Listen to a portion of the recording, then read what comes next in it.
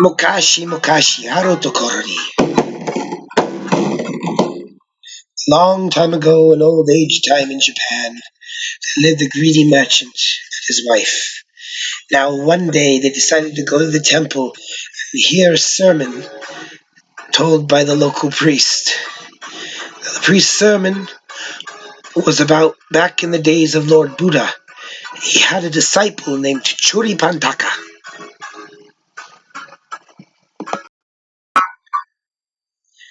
And Churipantaka was always forgetful. He could never remember anything the Buddha ever told him. None of the teachings. He couldn't even read or write or know how to write his own name. Now, Churipantaka had a younger brother who remembered everything. He remembered all the teachings Lord Buddha taught and more. And his brother said to Churipantaka, "Brother, you don't remember anything. Maybe somebody should help you remember how to write your own name, because you don't even remember that." So Churipantaka's brother took a brush, some ink, and wrote Churipantaka on his arms, Churipantaka on his head, Churipantaka on his chest, Churipantaka on his back, Churipantaka all over his body. Now you will never forget. But Churipantaka did forget. He was so sad one day after sweeping with his broom the ashram. Lord Buddha, he goes to Lord Buddha and says, "Lord Buddha, I can't remember anything you've taught me.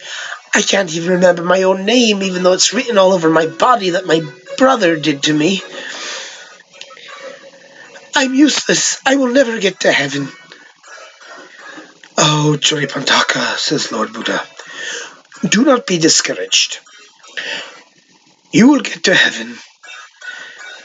For you see that broom of yours, you sweep every day. You sweep the monastery, you sweep everything. You remember that broom, don't you? Keep saying broom, broom, broom over into your head. Remember broom. Remember how to sweep. And get really good at it. And just remember that word, and you will get to heaven."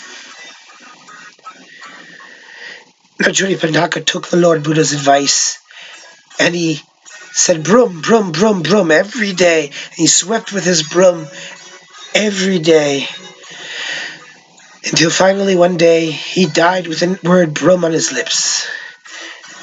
And the people buried him, and they buried him with his broom that he used every day.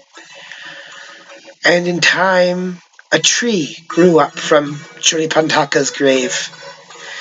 And from the tree and the leaves, people swore that on the leaves it said Churipantaka's name. And then from that tree came buds. And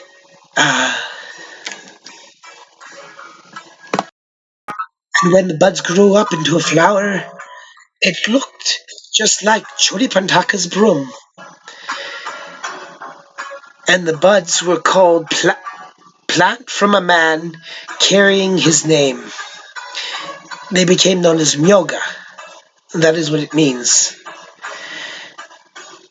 And the people started to eat the Myoga. But they started to say, if we eat this Myoga, we will become forgetful like Churipantaka. But others said, but if we eat this Myoga,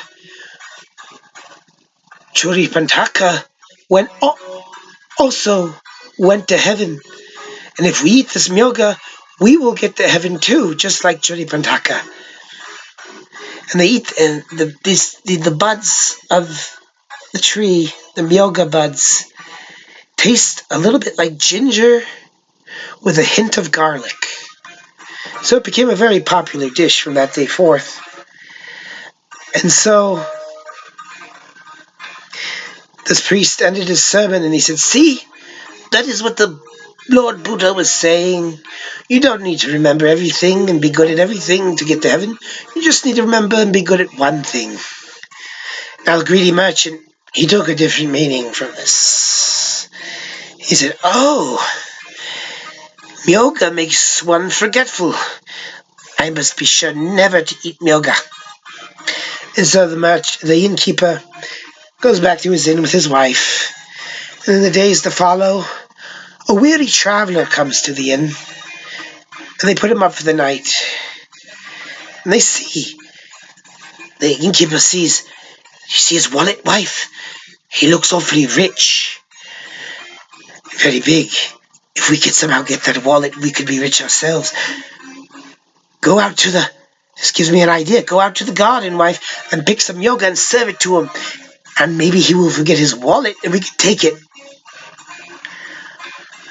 And so she goes out to the garden and she prepares miso soup with myoga and myoga rice and raw myoga and broiled myoga and sauteed myoga, and she gives it to the weary traveler.